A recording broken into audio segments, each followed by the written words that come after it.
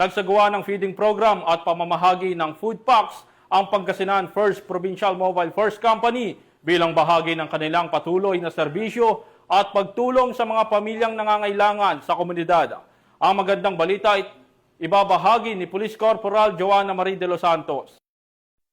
Sa pagpapatuloy ng advokasya ng kapulisan na maghatid ng serbisyong may puso, nagsagawa ng feeding program at distribution of food packs ang Pangasinan First Provincial Mobile Force Company nito lamang Lunes sa Sitio Kadamat, Barangay Bolo, Labrador, Pangasinan.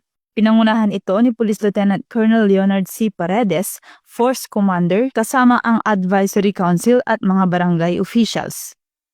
Tiniyak ng kapulisan na mabigyan ng sapat na tulong ang mga pamilyang higit na nangangailangan, lalo na't malayo ang lugar at limitado ang paunahing serbisyo. Kasabay ng pamamahagi ng ayuda ay ang feeding program para sa mga bata sa lugar. Ayon sa Pangasinan First Provincial Mobile Force Company, bahagi ito ng kanilang patuloy na programa sa pagpapatibay ng ugnayan sa mamamayan.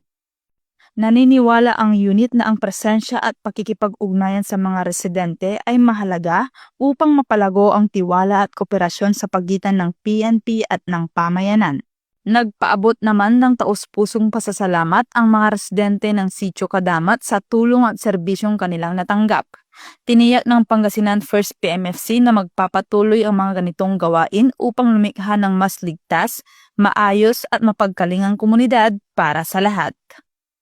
Mula dito sa Ilocos Region, ako ang inyong PNN correspondent, Police Corporal Joanna Marie de los Santos, alagad ng batas, tagataguyod ng balitang pulis.